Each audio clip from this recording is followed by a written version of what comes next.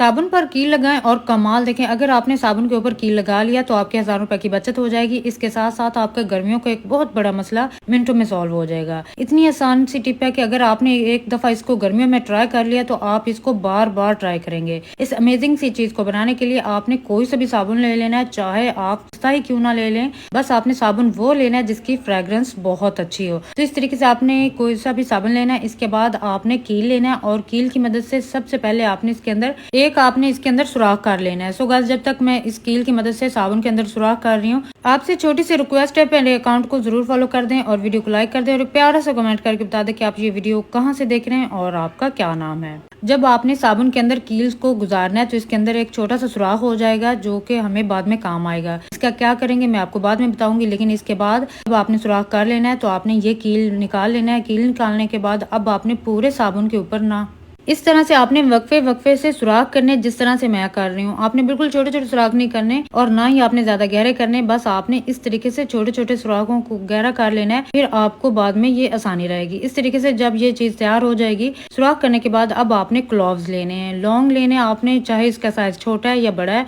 तो जितने आपने इसके अंदर सुराख किया है ना उतने ही आपने इस साबुन के अंदर लौंग लगाने। इस तरह से आप जितने सुराख करेंगे आपने उतने ही फिर लौंग लगाने। मैंने वक्फे से इतने सुराख किए हैं तो मैंने इसके अंदर लौंग लगा लिए हैं। जब आपने साबुन के अंदर लौंग लगा लेने, फिर आपने धागा लेना है, धागे को फोल्ड कर लेना है और आपने इसको अच्छे तरीके से टाइटली गिरा लगा देनी है। गिरा लगाने का मकसद ये है कि आप इजीली इसको कहीं भी लटका सकते हैं। तो इस तरीके से ये कमाल की चीज तैयार हो चुकी है। साबुन के अंदर जब आपने लौंग लगाने हैं ना तो गर्मियों का एक बहुत बड़ा प्रॉब्लम आपका मिनटों में सॉल्व होने वाला है। खास तौर पर गर्मियों में जब हब्बस पड़ती है ना तो कमरे से एक बहुत अजीब सी स्मेल आने लग जाती है। खास तौर पर उस कमरे में जिस कमरे में कारपेट वगैरह होता है या एसी चल रहा होता है, तो आपने ये चीज बना करना अपने कमरे में इस तरीके से कील वगैरह के साथ या किसी भी हैंगर के साथ आपने लटका लेनी है। इसकी खुशबू से सारा कमरा महक जाएगा, बहुत अच्छी धीमी धीमी सी खुशबू आएगी। अगर लड़कियों ने ये वाली हैक ट्राई कर ली, जब भी आप कमरे में दाखिल होंगे ना, जब भी जितने दिन मर्जी चाहे कमरा बंद रहे, तो एसी वाले कमरे से खास तौर पर बहुत अच्छी फ्रेग्रेंस आती है। इतनी कमाल की होती है कि आपको महंगे